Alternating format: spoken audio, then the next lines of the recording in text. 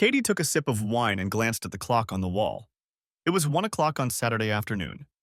She didn't usually drink so early and alone, but this was a special occasion. She stared at the thin red box on the coffee table. She had received it last Saturday. Over the years, she had received many others. Usually, she had accepted them with great enthusiasm. But this one was different. She wasn't happy. She picked up the box and went to her bedroom. She placed the box on the bed and opened the closet. She rummaged through the shoes and boxes of mementos she kept on the floor in the far corner of the closet until she found a plastic box the size of the shoe box. She opened the lid and saw a row of boxes. There were many white boxes, 2 silver ones, 1 gold one, 4 blue ones, and 1 black one. She placed the red box at the end of the row of thin boxes in the shoe box. She wondered why she had kept this box and its contents. For some reason, she couldn't part with them. She randomly picked up the third box and opened it. Inside was a card and a CD. She put the CD in that player, and the soft melody of When I Fall in Love by the Letterman began to play. She picked up the card and read the inscription. The card did not say who it was from or to whom it was addressed. There was no need. She knew who had sent it. She had received it at work along with a large bouquet of flowers. All the girls in the office gathered around Katie to see who had sent her such a beautiful bouquet. She smiled confidently, opened the box, took out the CD, and put it in the player on her desk. The girls started teasing Katie. "What kind of guy sends you flowers and love songs at work?" Some wanted to know what was written on the card that was in the envelope.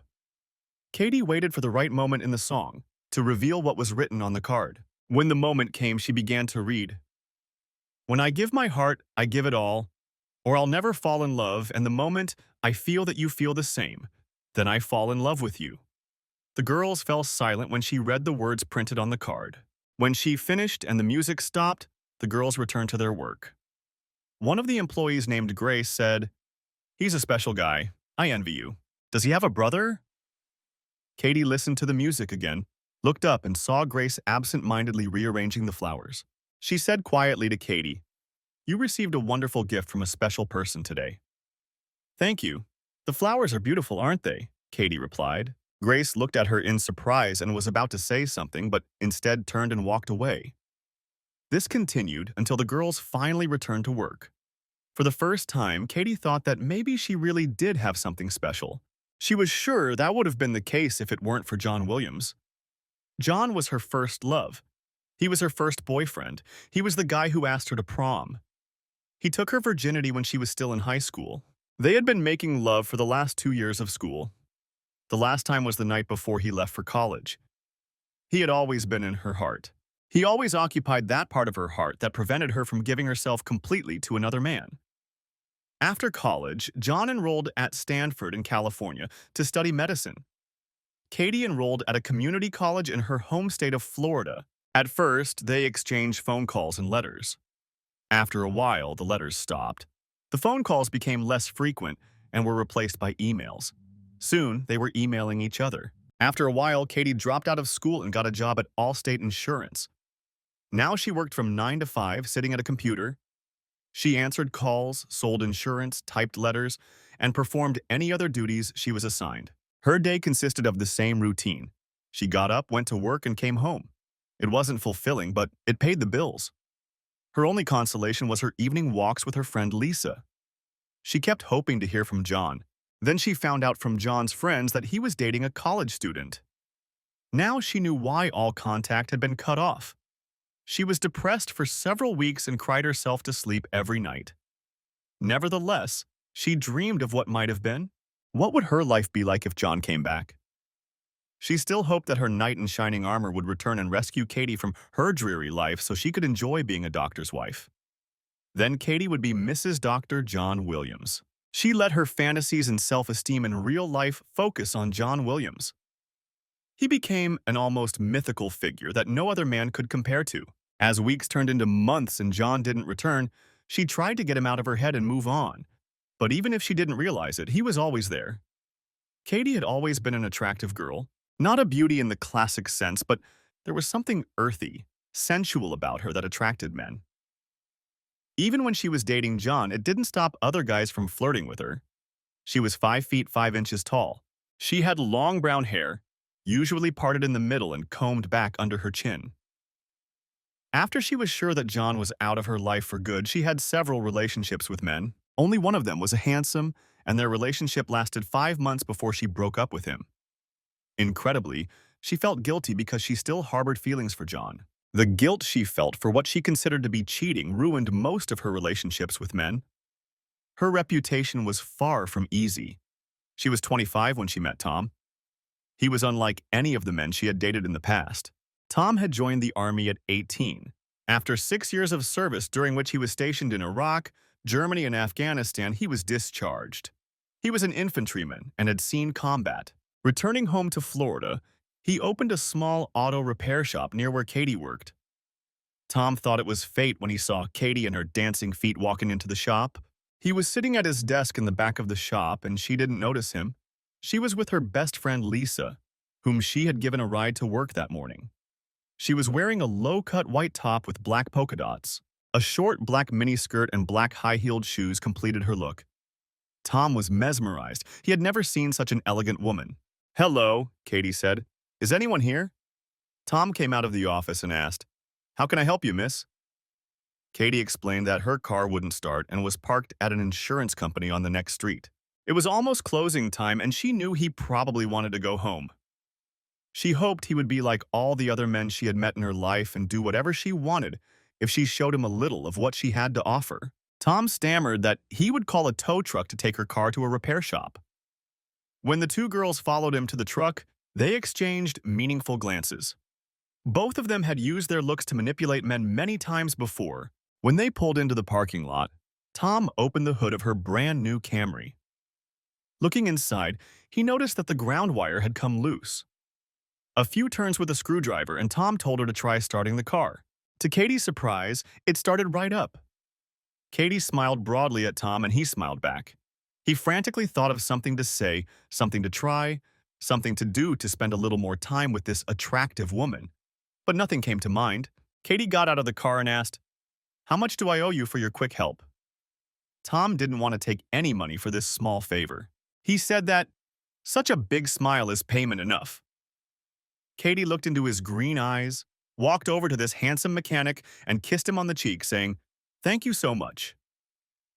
When she pulled away, she saw that his face had turned 3 shades of red. As she walked to the car door, an idea suddenly came to her.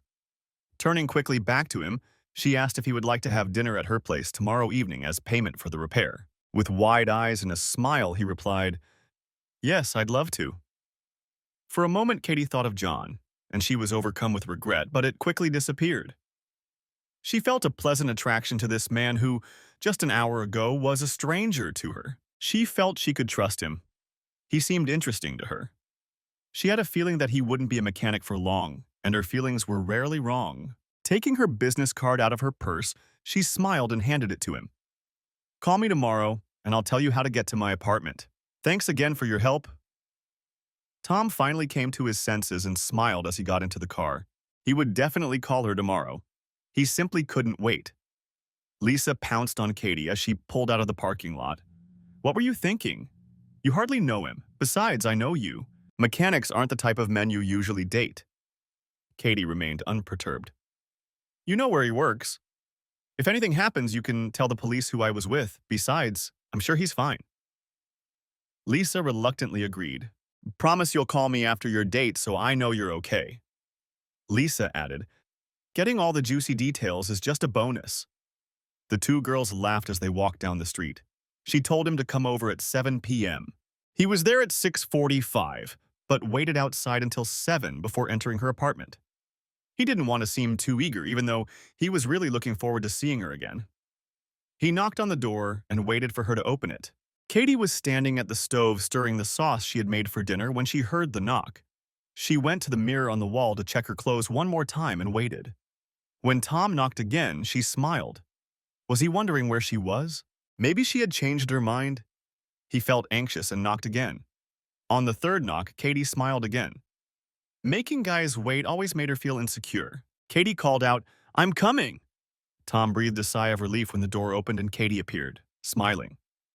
She invited him in, and he gave her a bottle of wine and a small bouquet of flowers. She thanked him for the gifts and placed the flowers in a vase on the table where they were going to have dinner. He admired her beauty as she trimmed the stems and placed the flowers in the vase. She was wearing a white blouse buttoned up at the front with the top 3 buttons fastened. The blouse was tucked into tight black jeans. She was barefoot. In her tight jeans, she looked so erotic that Tom was suddenly overcome with a desire for this woman he had known for only a few minutes. For dinner, there was chicken cacciatore with spaghetti. The dish was prepared with her own homemade sauce. The food was delicious. He hadn't eaten a home-cooked meal in a long time. The conversation was just as delightful as the food. They told each other where they had been, what they had been doing, and where they would like to go in the future. Tom learned that Katie had a college education and a creative streak. She had studied art in college and was quite good at watercolor painting. Several of her paintings hung in her small house.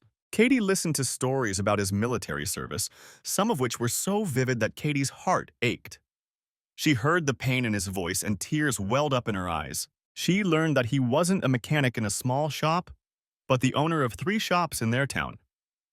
He had contracts with a major car rental company to service and repair their fleet of vehicles. He had contracts for such services with the U.S. government, as well as with the insurance company where Katie worked and other organizations. It was the largest shop with 10 bays. One of them sold only custom-made cars, and the other, which Katie had entered, sold expensive late-model cars such as Ferraris and Lamborghinis. It was his favorite shop because it was the first one he had opened. In the back of the building, he had a small office where he kept the accounting books for all 3 shops. When she entered, he lingered to sort through some documents. He usually closed the store before starting work and didn't know why he had forgotten to do so that day. Tom told Katie he was very glad he had forgotten. He told her where he lived. He was proud of his 3-bedroom house, which he had bought 2 years ago on the outskirts of town. Katie's hunch seemed to be right. They had dinner, drank wine, talked, drank more wine, played games, and drank even more. The evening was coming to an end, and Katie decided to ask Tom to stay a little longer. He wasn't quite sure what a little longer meant, but he quickly made up his mind. Tom walked over to Katie, hugged her, then pulled away and said he couldn't stay. Katie whispered, "Don't you like me?" Tom replied, "Yes, Katie, I like you. In fact, I love you very much. But I see something more in you. I know we've only known each other for a short time, but I see a future for us. I want to get to know you better. I want to take things slowly so that we both understand what we're getting into. I don't want a sexual relationship to complicate things. Besides, waiting will only make it better if we do decide to take things to the next level. Do you understand?" Katie had never been rejected before, but this wasn't like rejection. It was a promise of something more. It was a chance for something real and lasting. For the first time in a long time, she felt good about a man. This man knew what he wanted, and she was sure he wanted her. He wanted to make sure she wanted him. She made up her mind and said to him, "Not many men who reject me get a second chance. But you could be the one who gets a second chance. And just so you know, I understand," she added. That evening, Tom returned home and went to bed. He tried to fall asleep, but sleep would not come. He could only think about the beautiful woman he had rejected that evening. His mind was filled with images of what they could be doing right now. He tossed and turned, thinking about what a fool he must be to have rejected her. Sleep did not come for a long time. Katie got dressed for bed, but first she had to keep the promise she had made to Lisa. Katie told Lisa about how they had spent the evening and what they had in common. Then Katie confessed, "I kind of asked him to stay."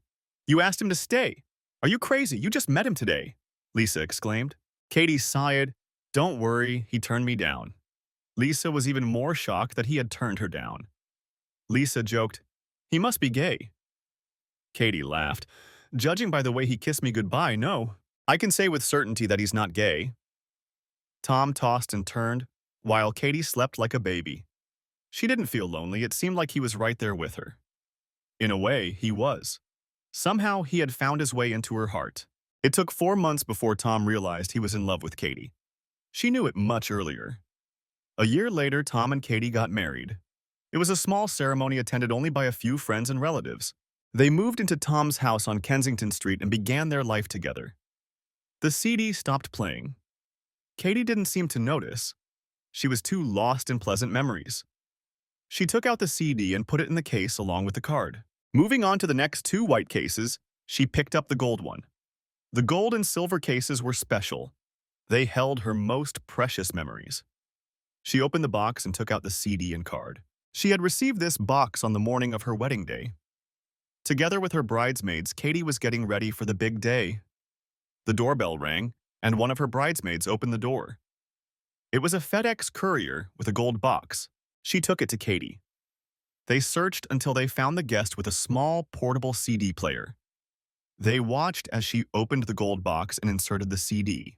Katie began to read the card, then pressed play. An old song by the Times called "So Much in Love" began to play. Soon, Katie read the lines on the card. "When we walk to the altar together, we promise to be together for the rest of our days. We love each other so much. We just can't wait to say I do. So in love, so in love." Tears filled Katie's eyes and Lisa started shouting, "Don't cry, you'll ruin your makeup." Lisa waved her hands in front of Katie's face, blowing cool air on her. One of the bridesmaids muttered, "With a card like that and a song like that, if you can't make it down the aisle, I'm ready to take your place." Katie snorted. "Don't even think about it. I'll make it down the aisle. I don't know why I ever asked you to be my bridesmaid." Everyone laughed, and the makeup crisis was averted. When Katie arrived at the church just before the bride's procession began, she peeked inside and saw Tom standing at the altar talking to his best man. He looked so handsome in his tuxedo. She was filled with pride for her man and wondered how she had gotten so lucky. She vowed to do everything in her power to make him as happy as possible. Katie smiled as she remembered her feelings before the wedding. Then the smile faded as she realized how badly she had let Tom down. She clearly hadn't kept the promise she had made. She shook her head slowly, unable to understand how she could have hurt him so much. What should have been a wonderful memory was gone. Katie quickly put the card and CD back in the gold box and placed it back in its spot among the other boxes. Katie's gaze fell on the next two white boxes, then moved to the first of the silver ones. She opened the box and read the words written inside. She put the CD in the player, and Frank Sinatra's soft voice filled the room. She remembered how Tom had come home from work on their first wedding anniversary. She had been preparing all day. First, she went to the salon to get her hair done and a manicure. Katie also had a Brazilian wax. He had been insisting that she get it done. The wax was supposed to be his anniversary gift to her. He had hinted that he would like her to be completely smooth. She heard him come into the house and call her. She reached the top of the stairs and was still putting on her earrings when he appeared around the corner. She managed to take 2 steps down the stairs before he saw her. He froze in place and stared at her with his mouth open. When she was halfway down the stairs, he dropped the silver box, and a card and a CD fell out. He watched mesmerized as she descended the stairs. He didn't move until she reached the last step. Remembering the silver box, he knelt down, picked up the scattered items from the floor, then knelt down again and looked at her. When he stood in front of her, she saw that he was holding the silver box in his left hand and the jewelry box in his right. He led her to the sofa, and they sat down. He handed her the jewelry box, watched her open it, and said, "Happy anniversary, my love." When she opened the box, she gasped with delight at the sight of a 16-inch diamond necklace. She took out the necklace and asked him to put it on her. When he finished, she stood up, walked over to the mirror in her room and looked at herself, turning left and right. It was the most beautiful gift she had ever received. Turning around, she saw her husband looking at her with joy. Nothing gave him more pleasure than making her happy. Seeing her like this, his heart was filled with joy. Opening the box, he took out a CD and put it in the player. "May I have this dance, beautiful lady?" Taking her hands, he beamed, "This is the most perfect gift I've ever given you. You look so beautiful tonight." Frank Sinatra's "The Way You Look Tonight" played on the player, just like it had in Katie's bedroom earlier that evening. "Someday, when I'm in a terrible bad way, when the world is cold, I'll be thinking about you and how you look tonight. Yeah, you're beautiful. Your smile is so warm and your cheeks are so soft. All I can do is love you and how you look tonight." They danced quietly in each other's arms, basking in the glow of their love for one another. When the song ended, Tom turned to Katie. "Why don't we skip dinner and go to the bedroom?" Katie replied, "No way, honey. I spent a lot of time and your money getting ready for tonight, and we're going." Tom suggested again, "Honey, all I want is you, and to hell with dinner." "We can eat later," Katie replied. "Didn't you tell me once that it's better to wait and let the anticipation build?" Then it's better? Katie smiled. Tom muttered, "No, I'm not always right about waiting." Katie laughed. "No, you were right. And waiting until tonight when we go out is also the right decision." Tom laughed. He knew he would lose this argument, and arguing with his beautiful wife was the last thing he wanted to do tonight. Tom had told Katie about his plans for the evening in advance, and she had made sure that everything went as he had planned. First, they had dinner at an expensive Japanese steakhouse. After dinner, they went to a local comedy club and stayed there until the two comedians had finished their acts. Then, they went to a small piano bar where they danced, drank, and talked intimately. On the way home, they couldn't keep their hands off each other. They both realized that the wait had really paid off. Katie smiled again as she remembered. They spent most of that night in tender caresses. That night became Katie's favorite memory of her entire marriage to Tom. It was a perfect night. Katie got up and went to the jewelry box. She opened it and took out the diamond necklace. It had meant so much to her that night. She took the necklace in her hands and brought it to her lips. A tear rolled down her cheek. Returning the necklace to the box, she walked over to the bed and put the card and CD back in their place among the boxes. She skipped the next white box and went to the second silver one. She put the CD in the player, and Nat King Cole's velvety voice sang, "Unforgettable." She remembered the evening of her second wedding anniversary. It was Saturday, and he had to go out on a small errand. Although she knew he had another date, she had other plans. She waited for him in the living room wearing a pale blue negligee. Underneath, she was completely naked. When the front door opened, she suddenly thought she hoped Tom hadn't brought his friend with him while she was standing practically naked in the living room. But she needn't have worried. Tom had no intention of bringing his friend with him. Once again, she got the response she had hoped for. When he saw her, Tom stopped to admire his wife. Kathy noticed two boxes, one in each of Tom's hands, just like last year. He walked over to her, placing the boxes on the nightstand. When he reached out to his wife, she put her hands on his chest and gently pushed him away. A questioning look appeared on his face. Katie said to him, "The boxes first, dear." Smiling, he went to get the boxes and turned back to his wife. He handed her the jewelry box, and she opened it. Inside were a diamond bracelet and earrings to match the diamond necklace he had given her last year. "Honey, please put them on me," Katie giggled. "Oh, you have to give me another box," Tom said, handing her a silver box. She opened it and handed him a CD. She didn't even read the card, just handed him the CD so he could put it in the player. When the beautiful song King Cole's began to play, she grabbed Tom and kissed him. 2 hours later, they ordered pizza delivery. In honor of their wedding anniversary, they ordered pizza and wine. Tom beamed. "This is even better than last year. The perfect dinner after a hard workout." Kathy agreed. "Yes, definitely. Maybe we should do the workout again. What do you say?" In the months that followed, they repeated the workout and pizza and wine dinner many times. It wasn't until the next morning that Katie read the card tucked into the CD case. Tom had typed out the words he wanted her to remember, "Unforgettable in every way and forever, just the way you are. Because, my dear, it is incredible that someone so unforgettable considers me unforgettable too." Katie thought about that night. She thought about the pale blue negligee. It had been lost during the move and had never been found. She wished she had it now.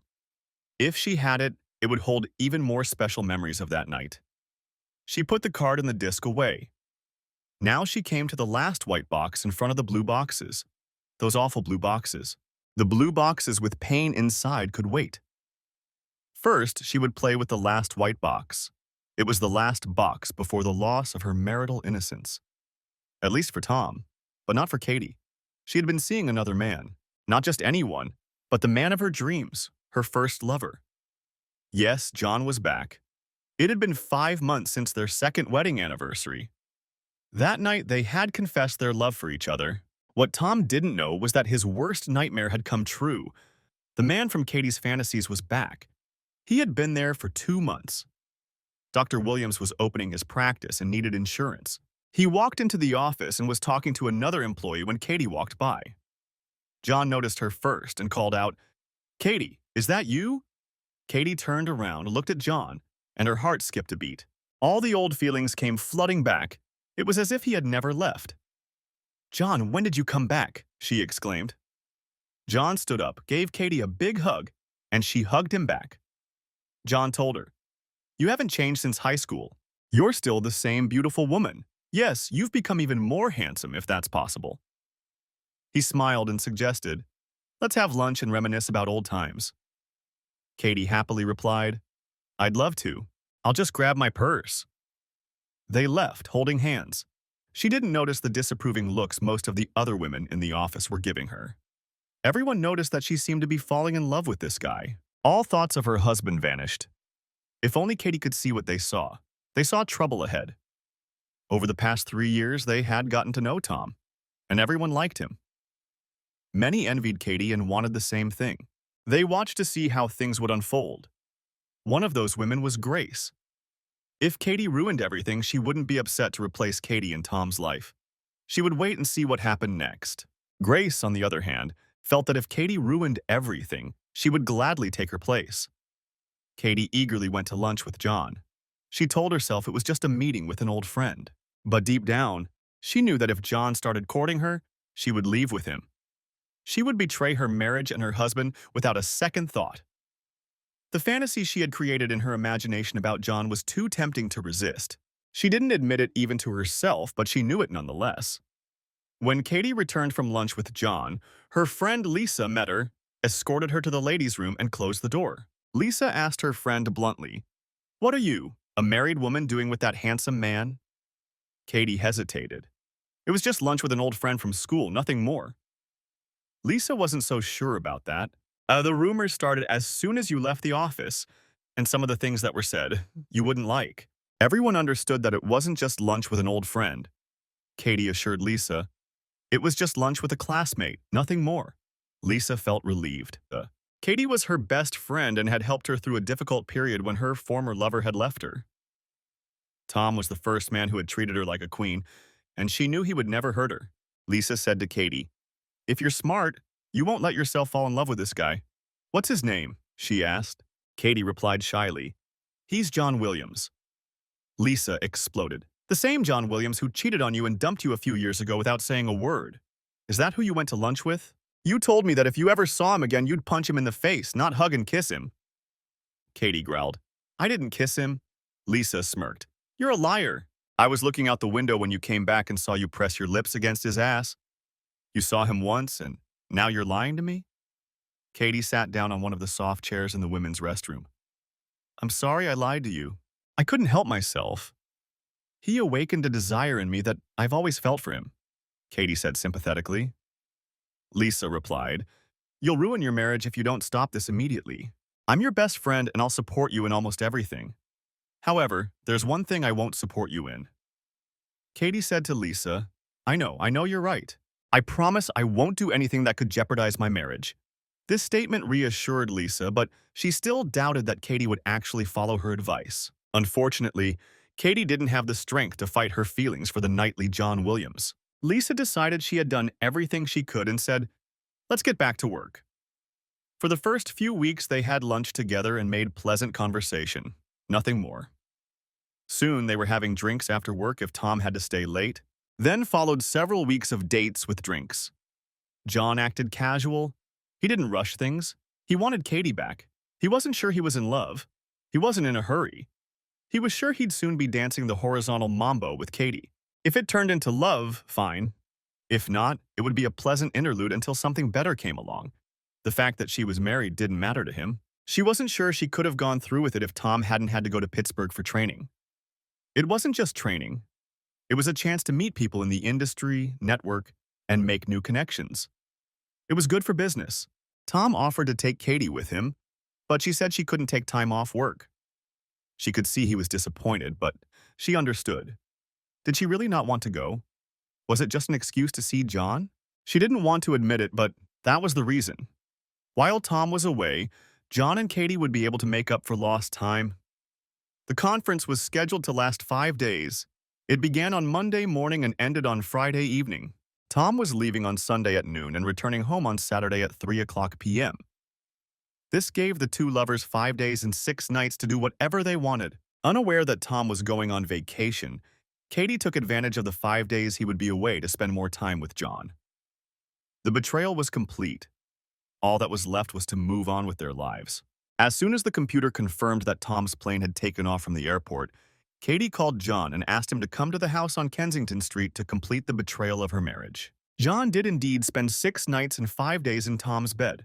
Most of that time he spent in Tom's wife's bed. John became an experienced lover. As a serial womanizer, he turned into a predator. The wine-filled nights confused Katie. By Friday evening, John had completely seduced and conquered Katie. Of course, Katie's affair began the day John walked into the insurance company's office. It took him only 5 days to win Katie's heart, whereas it had taken Tom months. Of course, John achieved his goal with help, while Tom did not. By Saturday morning, Katie had decided to leave Tom to be with John. In 2 weeks, John was supposed to close on the sale of his new house. Until then, he was living in a small hotel room. Katie was supposed to live with Tom until the sale was finalized. John left at 9 a.m. on Saturday. An hour later, there was a knock at the door. Katie opened it, but it was the local florist with a large bouquet of flowers. Attached to the flowers was a white box. Tom must have planned this a week before the wedding. Katie tipped the driver and sent him away. Opening the box, she took out a card and a CD. She put the CD in that player and was surprised to find that it was playing a country song. It wasn't the first time Tom had sent her country songs in boxes. However, as she listened to the music, she realized that the song was perfect. It was a song called 6 Days on the Road. It began like this. I left Pittsburgh driving down the East Coast, and it ends like this. My car is empty, but that doesn't mean it's slow. My hometown is near. If you think I'm happy, you're right. 6 days on the road, and tonight I'm coming home. Katie was puzzled as to how on earth he had found the disc. She knew he would be happy to come home to her. She knew he would want to have fun right away. Katie hoped she could pull it off without Tom finding out. She hoped she could keep it a secret for 2 weeks. The limousine pulled up to the house at 4 p.m., 6 hours after she had received the flowers. Tom got out of the car, paid, tipped the driver, and put the suitcases on the porch. Tom was looking forward to seeing his wife. What surprise had she prepared for him when he entered the house? Would she be wearing a new negligee, some provocative outfit, or perhaps no clothes at all? The images of his wife dancing in his head were indescribable. The anticipation worked its magic on him once again. He opened the door and was surprised to see Kathy sitting on the sofa in the living room. She stood up and came over to kiss and hug him. He hadn't expected such a welcome. He tried to persuade his wife to go to the bedroom to relieve the tension of the last 6 days. I'm tired, maybe tonight. Okay? Katie suggested. Maybe tonight? What the hell is going on?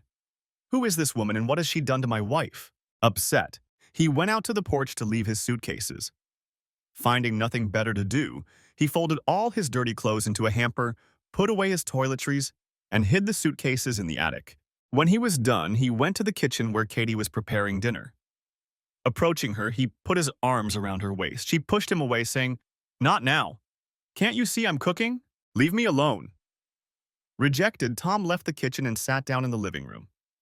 He thought about how his wife had changed and was unhappy with his thoughts. She was not the woman he had left on Sunday. Something had happened on the trip and she didn't seem to want to talk about it. Trouble was brewing. He didn't know what it was. Katie was worried. She realized that she wasn't doing a very good job of keeping things the same. Katie felt guilty. She couldn't look him in the eye, let alone kiss or hug him. Katie knew something was wrong, and when she peeked into the living room and saw her husband staring out the window, she knew she had messed up. She could tell from his gestures that he suspected something, but Katie didn't know what to do. After dinner, he practically dragged her into the bedroom. When they were done, he leaned back in the chair and just stared at her. She turned away and cried. Tom got up, took a shower, got dressed, and left the house. He didn't return until Sunday evening. When he returned, Katie asked, Where did you spend the night? I had things to do. I stayed at the store, he replied sharply. Katie said, I was worried, and you didn't call? He replied, Don't you have a phone? Are your fingers broken? They didn't speak again that evening. Katie put the CD away. She thought maybe she should put it in the blue box too. The reunion was awful. What could she have expected? She had cheated on her husband and was terribly ashamed. Worse, she had planned to leave him for another man, and now he suspected something. Katie picked up the first blue box. She hesitated before opening it. And then the pain began. She opened the box and took out the CD. There was no card. Her deception had changed the tradition of the boxes. She put the CD in the player and heard the beginning of the song. She remembered how she had received the box. On Monday, she came to work with an unusual bouquet of lavender. Later, Katie learned that lavender is a flower of distrust. If any of the girls knew this, they didn't say anything. As usual, the girls gathered to listen to the song he had sent her. Only this time, Katie wasn't sure she wanted the girls to hear the song. She had no idea what was on the CD. The girls insisted that she play the song, as she always did when the box arrived.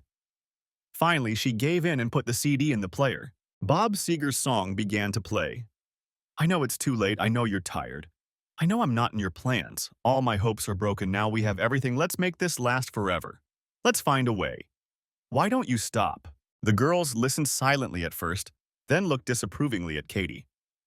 They had all seen Katie with John and weren't surprised to hear that Tom had caught her. One of the older girls, named Rose, asked her, Katie, what have you done? Katie decided that what was done was done. She was going to leave Tom in 2 weeks, and they would find out anyway. Why try to hide it now?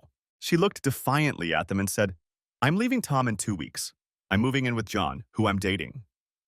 Is that what you wanted to hear? Rose replied, No, it's not what I wanted to hear, but it's what I expected. You may not realize it now, but I think you're making a huge mistake. Your husband is crazy about you. He's also one of the best men I know. I doubt the new man in your life will last long. You'd better stop before it's too late. It may already be too late. You heard the CD. He already suspects something, said Katie. If he leaves, it will be your loss and another girl's gain. Rose left, shaking her head, and the other girls also returned to work. Only 2 girls remained. One was Grace, and the other was her friend Lisa. Grace asked Katie, Are you really going to leave Tom? Katie replied angrily, Yes. Grace just nodded, turned around, and left. Lisa stayed, glaring at Katie. You didn't listen to my advice. Don't come crying to me when everything goes wrong. I'm very disappointed in you.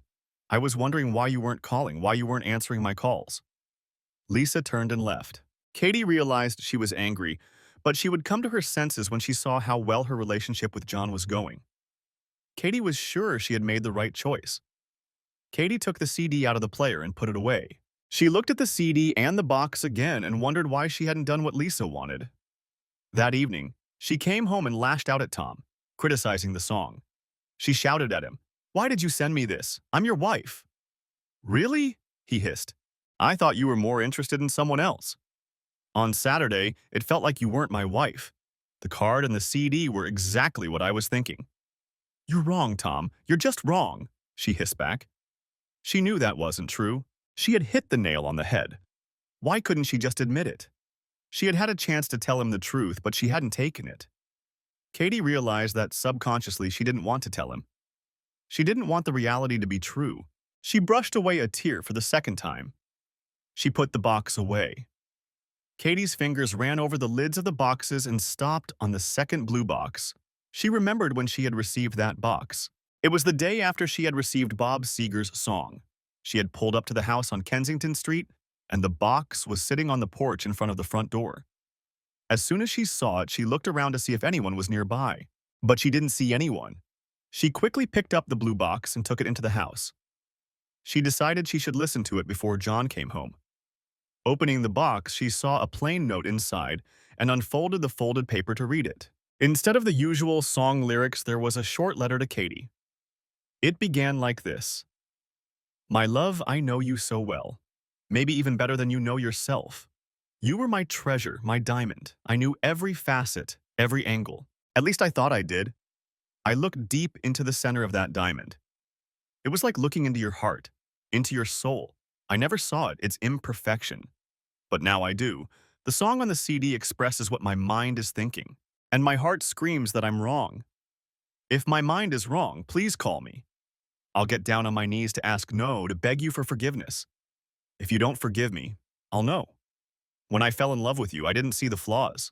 Love is blind, and blind eyes cannot see. I'm waiting for your answer, my love. What will it be? Katie's lips trembled, and she held back a tear. She put the CD in the player, and Ronnie Mills sang Stranger in My House. I can't find love in her eyes. I'm starting to understand. I feel the presence of another man. She sits and stares out the window. A million miles away. Does she love him in her thoughts? When she lies here in my bed? There's a stranger in my house. Someone is trying to take her away from me. Of course, Katie didn't call. Once again, Tom and the song were right. Katie was stunned that he could see the situation so clearly. Why couldn't Tom understand that she didn't want to hurt him, that she was simply in love with another man? Maybe she should have told him right away. Katie realized she had never told him the truth. Why? It was a question she didn't even want to answer for herself. Maybe outside influences had crept into her mind? Impossible. Katie pushed the thought away. No one would call Tom. A cheater couldn't tell him his suspicions were correct. Katie picked up the third blue box. In a way, it was the most terrifying box of all. Tom had started staying late at the office more often. He came home every other day or every other night. Because of the uncertainty surrounding Tom's behavior, Katie and John hadn't seen each other for a whole week. They decided to take a chance and assume that Tom wouldn't be home on Friday night. Katie drove past the store near her work. Ironically, that was where Tom had been staying when he didn't come home. At 7 o'clock in the evening, she drove up to the store and saw his car. Deciding that he wouldn't be coming home that night, Katie called John on his cell phone. She told him that everything was fine and to wait for her at home. Katie didn't know that Tom was already on his way home. He was looking for the right song to record on a CD. He was also writing a card by hand. He wanted to talk to Katie and try to save their marriage. Tom realized that something was wrong. He thought she was seeing someone else. After all, she hadn't called him back when he asked her to if he was wrong. However, he only had suspicions, nothing serious. Tonight, he would talk to her and try to stay together. It was 8:30 when Tom left the store. It took him half an hour to drive across town to his house. When he turned onto his street, Tom saw a strange car parked in front of his house. Tom was wary, and the car made him suspicious. Tom was terrified of what he might find, but he had to know. He drove 5 houses past his and parked on the street. Tom approached the front door with a bouquet of flowers in a white box. He tried the doorknob. The door was locked. He quietly inserted the key into the lock and turned the handle again. The door opened, and Tom slowly stepped inside. As he walked through the house, he heard nothing until he reached the staircase. The same staircase his wife had descended in a little black dress on their first anniversary. He remembered how beautiful she looked that evening, and the memory made him smile. Until he heard voices and what sounded like movement coming from the bed. His mood turned grim and cold. The smile disappeared from his face. Tom climbed the stairs, carefully avoiding the squeaky 5th step. When he reached the bedroom door, the house was cool, but sweat was pouring down his face.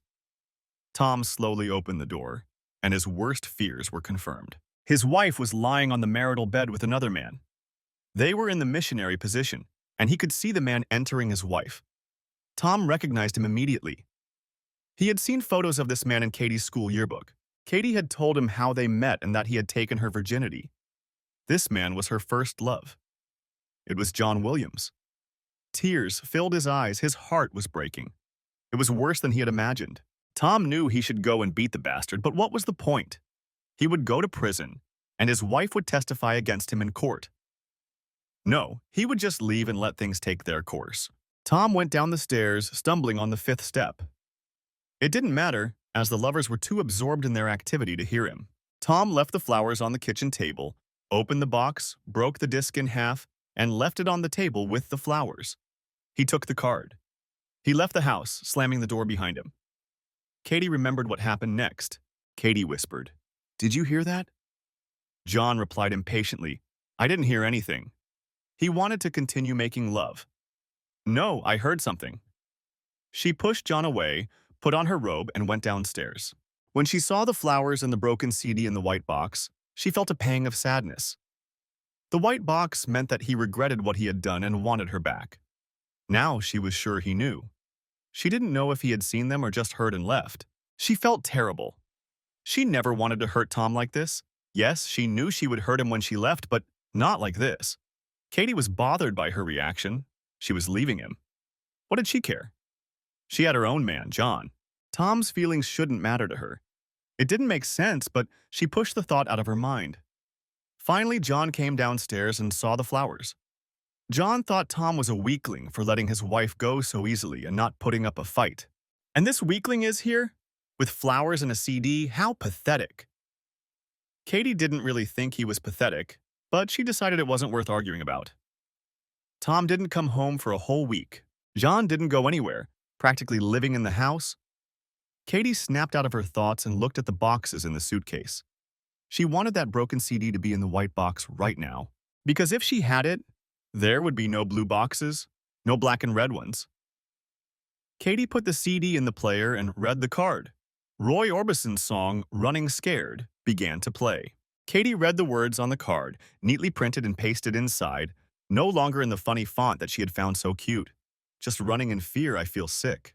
Run in fear, you love him so much. You run in fear, you're afraid to lose him. If he came back, what would you choose? And then he appeared, so confident with his head held high. My heart was breaking for you, who would you choose? But you turned and walked away with me. That's what Roy Orbison's saying, but that's not what was written on the card. The last words on the card read, "Will you go with him or stay with me?" Katie remembered how she got the box. It was delivered by a courier on Monday morning. There were no flowers or gifts in the blue box. The girls, now even more curious than before, gathered around Katie's booth again to listen to the CD. This time, Katie refused to play the disc or read the card. She now knew that the blue color of the box did not bode well. Apparently, the girls understood this too and began to ask her to put the CD on, but Katie remained adamant. Only after work did she get into her Toyota, the one Tom had repaired on the first evening. Katie began to open the box when she heard a knock on the window. It was her friend Lisa and an elderly woman named Rosa. Lisa asked, "Would you mind if we listen to the CD Tom sent you? We'll sit in your car and just listen to the CD. We won't say anything, just support you if you need it." Katie admitted, "I could use some company to listen to it with. Promise you won't judge me?" The girls shook their heads, and Katie let them into the car. The girls sat in silence, Lisa in the front seat, and Katie and Rosa in the back. Katie opened the box, hesitated for a few seconds, then inserted the CD into the CD player and read the card. The girls listened silently as the CD played. She read the card and then passed it to the other women in the car. Lisa cried as she read the card and listened to the song. She knew he was pouring his heart out to her. He opened up to her, telling her how afraid he was of losing her to another man. In the card, he also told her that he would be home on Saturday morning. He made it clear that she had to make a decision by then. At the end of the card, he wrote, "I hope you choose me." Rose read the card and asked, "Katie, what are your plans?" Katie replied, "I'm leaving with John on Saturday morning." Rose just nodded and remarked, "I wish I had a man who loved me enough to ask me to come back even when he was sure I had cheated on him." Katie replied, "Rose, haven't you been divorced twice?" "Of course you're right," Rose replied sadly. "But if I could go back in time, I would never have cheated on Chet, my first husband. I realized too late that he was the love of my life. I haven't been happy since he left me." "That may be true, but I'm sure John is the man I'm meant to share my life with." Lisa thanked Katie for sharing the contents of the box with them, and they promised never to tell anyone about it. Katie thanked them for respecting her request for secrecy, and the ladies got out of the car. Katie returned home and began discussing what to do about John. "Leave and let him come back to an empty house," he suggested. "He'll realize he lost you to a better man. It will end your relationship." Katie felt she couldn't do that to him and said to John, "He was always honest and fair with her. He always treated me well, like someone special. I have to tell him everything face to face. If that's what you want, then do it. Everything has to be over by Saturday," he instructed Katie. At 9:45 a.m., Katie was sitting at the kitchen table. The last two bags were standing by the door. She had packed her things the day before and moved all her belongings to John's new apartment. At exactly 10 o'clock, Tom walked into the house. The first thing he saw were the packed suitcases, and he immediately realized that Katie's decision was not his. Katie saw the hope on his face turn to sadness. Ignoring her, he went to the refrigerator, took out a beer, unscrewed the cap, and threw the bottle in the sink. He sat down on a chair opposite her and took a long swig from the bottle. "Looks like you answered the question," he said finally. Katie was puzzled. "What question?" she asked. Taking another swig of beer, he replied, "You're leaving with him, and you're not staying with me." "Oh," was all she could say. He took another sip and asked, "Do you love him?" "Yes." "Then there's no point in fighting for you?" "No, I'm sorry, Tom," she whispered. He took another sip from the bottle and put it on the table. Without looking at her, he said, "I think it's time you got out of my house." Katie was shocked by his words. He had never yelled at her before. "Will you help me carry my things out?" Tom raised the bottle to his mouth, finally finished his beer and slammed it back down on the table. "It's your decision to leave, so carry your damn bags yourself." Shocked again by his words, Katie carried first one bag and then the other out onto the porch. Once outside, Katie texted John to come pick her up. She was unhappy with how things had turned out. She wanted to try to explain to John what had happened and how she felt.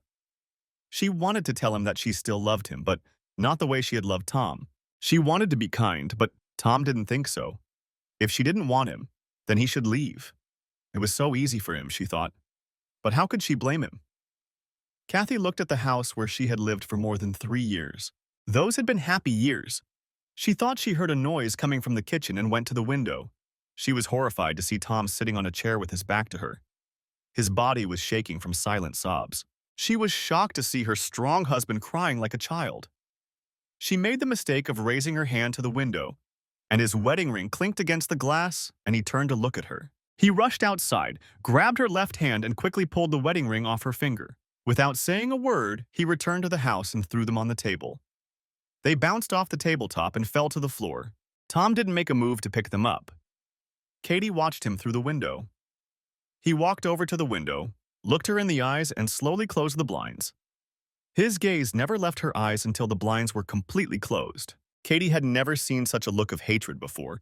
For the first time, she was afraid for her husband. She was also afraid for John. John considered Tom a weakling. She knew, or at least she had thought so until today, that Tom would never hurt her, but she wasn't sure what he might do to John. She had no illusions. She knew that her soon-to-be ex-husband was not the kind of man who was easily defeated in a fight. Finally, John stopped in front of an old house on Kensington Street. Carrying the bags out of the porch, he shouted insults at Tom, who was inside. When they drove away from the house, Katie felt relieved that Tom hadn't come out to meet John. She hoped they could part as friends, but that didn't happen. Leaving the unpleasant scene behind, Katie was happy. She was with her longtime love. Now they would start a new life together. She would do everything in her power to make him happy. Katie put the CD in the blue box along with the card and returned it to its place in the case. She found it ironic. She had said the same thing to Tom that she had just thought about John. She had done everything she could to make him happy. But she had failed. She took the next blue box out of the case and looked inside. This box seemed painfully familiar to her. She knew what song was on it because there was no card inside. When she took the CD out of the box, she immediately remembered Tom's cousin Janice and her wedding day. Katie was chatting with her friends when Janice approached her. Janice looked Katie straight in the eye and asked, "Do you really love my cousin?" Katie assured Janice, "Yes, I love him. I love him very much." "I hope you mean it," Janice warned. I don't want Tom to suffer anymore." Katie asked why she was so upset. Janice briefly told Katie about Tom's childhood. Tom's mother died of stomach cancer when he was 7. His father became an alcoholic and died of cirrhosis of the liver when he was 12. My family took him in. My mother is his aunt, his mother's sister. For some reason, my father didn't want to take responsibility for raising Tom. But my mother insisted that sisters should be raised by their family. As a result, Tom always felt that his father didn't want him, that he was a burden on the family. In high school, Tom had problems with girls and constantly skipped extracurricular activities. He was literally a lone wolf with no friends. The only thing that saved him was that he was a tough guy. He was ready to fight anyone at the drop of a hat and usually came out on top. While this didn't win him any friends, it did keep most people away from him. I didn't mind that he was my older brother. Mentioning his name in conversation with any bully usually ended in trouble. "Have you seen all the scars on Tom's body?" Katie asked. "Tom never told me where he got them." Kathy replied, "I saw them. He told me they were from a bullet, shrapnel, and on the left side of his body from a knife. He got all the scars in the army except for the knife wound. He got that one defending her in a bar from two drunk bikers. Katie had never heard about it. She needed to know what had happened, and Janice was happy to tell her. Tom was home on leave after his first tour in Iraq. She went to the Dewdrop Inn, one of the local bars in town that was frequented by rough guys, bikers, and truckers. Why Angie wanted to go there is still a mystery to me. Tom was there, drinking beer with two army buddies who had come with him on leave. I didn't see him when we walked in. Angie and I were sitting at a table when two unpleasant guys asked us to dance. One was big, with short hair and a black biker jacket. The other was smaller, with messy dark hair. I still remember them as if it were yesterday. We told them, no thanks, but they wouldn't take no for an answer. The guy with the dirty hair got angry, started calling us sluts and teasing us. The bigger one grabbed my arm and tried to pull me out of the booth. Tom appeared out of nowhere and pushed the big guy away from me. He swung at Tom but missed, and Tom started beating him until he fell down. Because of that, Tom became my favorite cousin. Who knows what might have happened if he hadn't been there? I care about him a lot. I don't want anything bad to happen to him. If you hurt him, you'll have me to deal with. Katie was surprised to learn about her future husband's violent past. He had always been kind and gentle with her. She felt calmer knowing that he was a man who could protect her if necessary. Katie reassured Janice again. After I found out how he protects you, I loved him even more. I promise I'll never hurt him. Katie thought sadly that this was another promise she had broken. Katie remembered the day the box arrived at her office. It had been delivered by FedEx on Monday after their Saturday argument. There were no flowers in the box. She decided that he had decided she no longer deserved flowers from him. She also refused to play the girls' CD and put it on for Lisa and Rosa in the car after work. Lisa and Rosa wanted to know the meaning of the song, since there was no card in the box.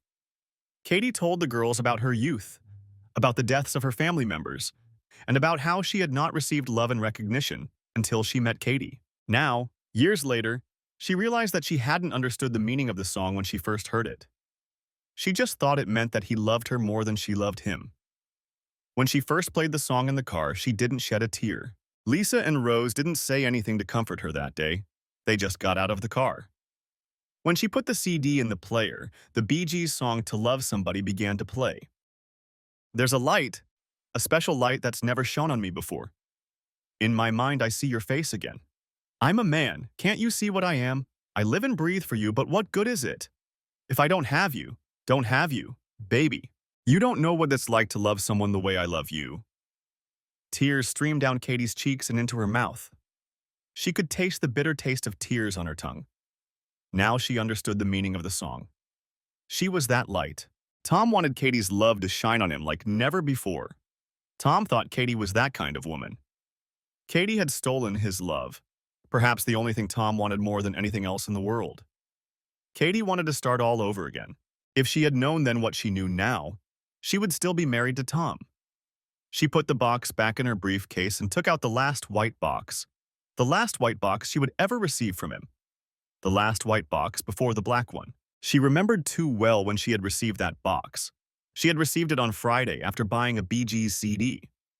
Katie, Lisa, and Rose were leaving the office building where they all worked. As they walked toward the parking lot, they heard a shout. "Katie, wait!" They looked in the direction of the voice and saw Tom running down the street. Tom was wearing his usual tight jeans, a blue short-sleeved shirt, and work boots. Katie admitted to herself that he really looked good when he ran. Rose whispered to Katie, "If he were mine, I couldn't leave him." Katie shot her a dismissive look as he approached and headed toward them. Everyone couldn't help but notice that he was holding a white box in his left hand. "Hi," he said. Katie watched as he looked intently at her, starting at her knees and slowly raising his gaze to her eyes, where their eyes locked for a second.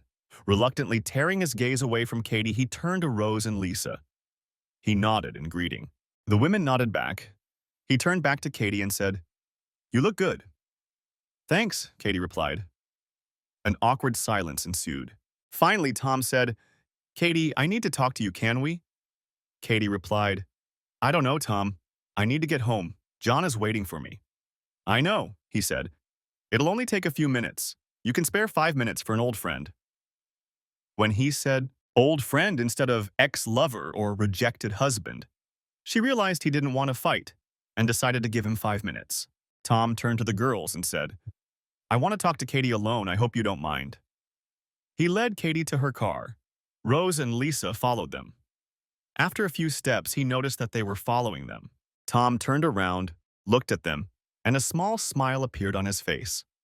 Okay, looks like I'll have to do this in front of you. He turned to Katie and said, Please let me finish without interrupting. I have to say everything, and if you talk, I won't be able to finish, okay? Katie nodded. Tom began, I know I don't have a college education. I'm not a good speaker, and that's my fault, and I know it. I've never been good at expressing my feelings openly. I probably didn't tell you often enough that I love you and how much you mean to me or meant to me. I tried to use songs and meaningful lyrics to let you know how much I love you and even need you. Obviously, I failed miserably. I loved you more than you will ever know, and I was so happy with our life together. I guess happiness blinded me, and I didn't notice your unhappiness. I'm so sorry I didn't see it and didn't do anything to fix it. I want this to be yours. He handed her the box. This is my last gift to you. It's as important to you as it is to me. If you don't respond to this song, I won't bother you anymore. I'll never come to your work or your new home.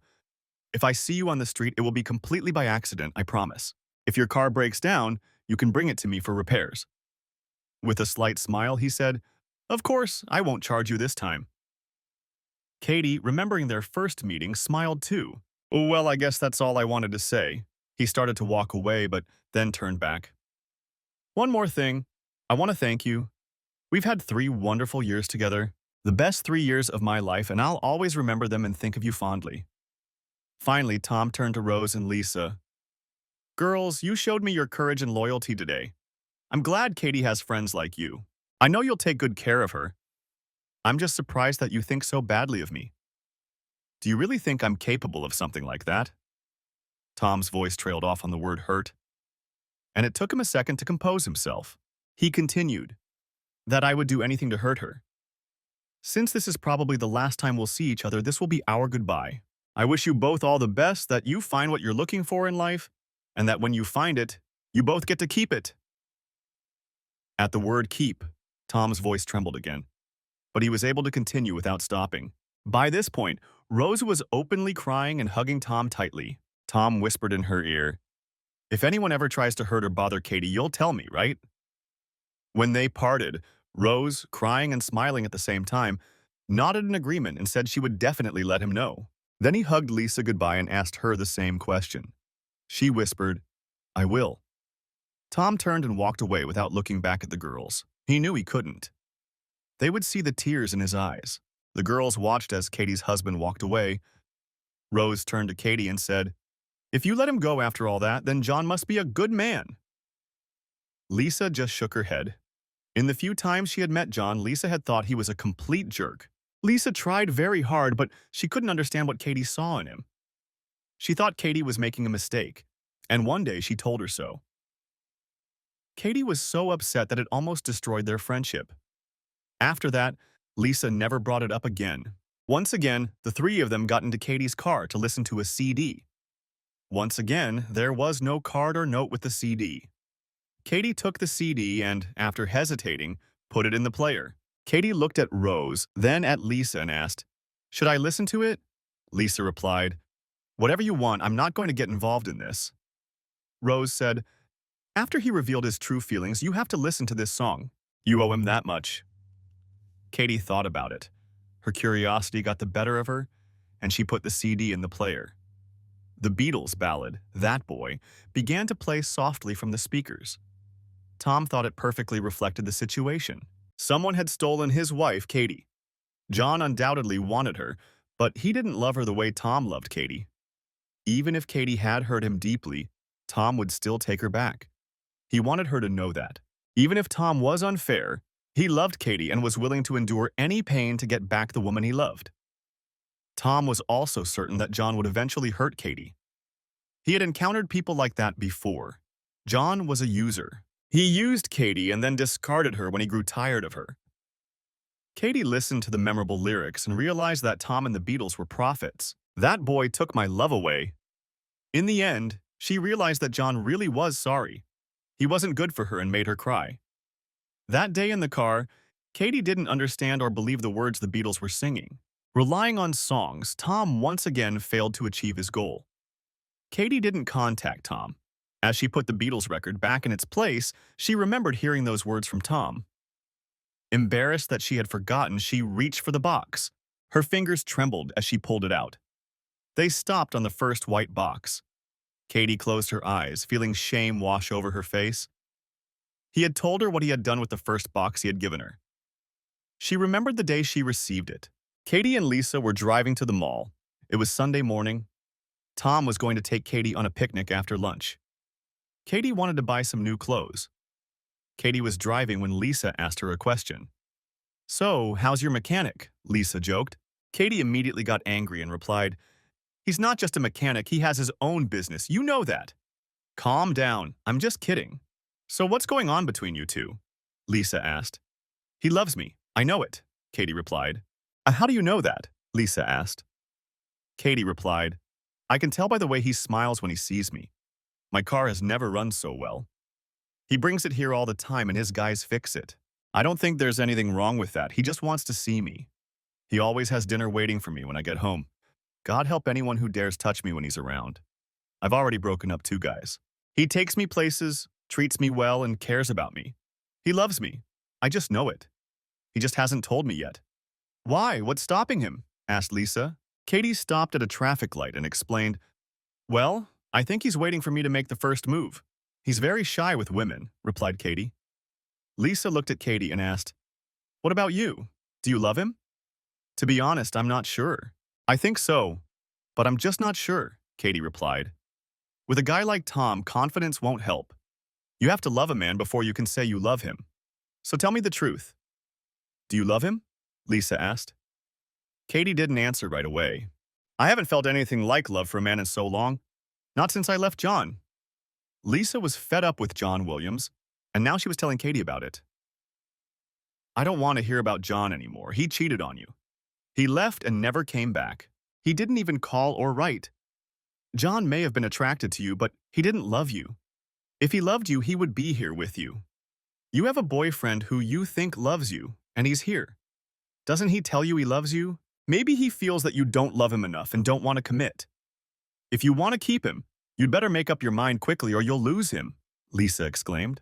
"If you let him go, you'll regret losing Tom more than you'll regret losing John Williams," Lisa muttered to herself.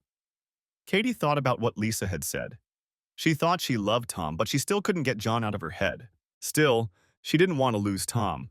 She knew there was no one better for her and that things could be much worse. Katie took her time getting ready for their date that evening. It was a picnic at River Park, named after the river that ran through it. Since it was Florida, she always wore flip-flops. They had a wonderful day at the park. Tom brought delicious food, 2 bottles of wine, and a blanket to cover themselves with. When the day came to an end, the happy couple returned to Katie's apartment. Tom said, "Katie, I'm sorry, honey, but I have to leave early today." "Why so early?" Katie pleaded. "We just got here. We can have some more wine, sit and talk. What do you say?" "I can't tonight," Tom replied reluctantly. "I have a meeting with an Avis representative about providing assistance to motorists in this area. It could bring in revenue for my business, and maybe someday for our cause, baby. I have to prepare. I need to be ready tomorrow. There are too many numbers to remember. I'm sorry, baby, but I have to go." Katie was disappointed, but she gave in. "I know you have to go, honey. Call me tomorrow when your meeting is over?" she asked. He walked over to her and kissed her. "You can count on me," he replied hoarsely. After he left, Katie changed into something more comfortable, a t-shirt and pants. As Katie lay watching TV, she was startled by the doorbell. Looking through the peephole, she saw Tom standing there and opened the door. She was pleasantly surprised. "Did you forget something?" she asked breathlessly. "Yes, you," he replied. He hugged her again and kissed her. Stepping back, Katie saw the thin white box for the first time. Siem held it up so she could see it. "Tomorrow, I have a meeting with an influential representative of a potential business partner. I'll be able to talk to him as an equal, say what I think, and listen to his answers without any problems. But with you, I have a bigger problem. Katie, for some reason I can't express my feelings the way I want to," Tom stammered. Then he handed her the box and said, I hope this shows you how I feel. Call me anytime. Katie took the box, and Tom left the apartment. Katie was puzzled by his behavior. She went to the window and watched him drive away, then opened the box. Inside was a CD and a note. Katie remembered that evening as if it were yesterday. She put the CD in the player and read the note again, just as she had that evening. Randy Travis's song began to play. When you meet the one you've been looking for all the time we've spent together. I've learned to trust you. It completes the perfect union between a woman and a man. So please don't get me wrong. I don't want to go too far without knowing the answers. Can I trust you with all my heart? The note contained only one sentence. Can I trust you with all my heart? That evening, Katie thought about it for a while, then called Tom on his cell phone. When he answered, she said only one word. Yes. Tom asked, What? Katie replied, You can trust me with all your heart. I'll be right back, Tom shouted into the phone. Katie waited in the hallway as Tom ran up the stairs. He picked her up, carried her into the apartment, and slammed the door shut with his foot. His voice trembled when he said to her, I love you, Katie. I love you more than I've ever loved anyone in this world. I feel the same way, Katie replied. That night, they made love for the first time. Tom didn't even notice that Katie hadn't said, I love you too. Remembering that night, Katie cried. She realized too late that she truly loved him. Perhaps she had loved him from the moment she first saw him in the repair shop. But now it was too late. Katie put the white box aside and took out the black one. She remembered the events that had led her to buy the black box. 3 weeks had passed since she had spoken to Tom before work. True to her word, Katie hadn't seen or heard from him since. On Friday morning, John was getting ready for work when he asked Katie, Want to grab dinner after work? How about Kelly's in the center? He suggested. Katie knew that was a place she often went with Tom.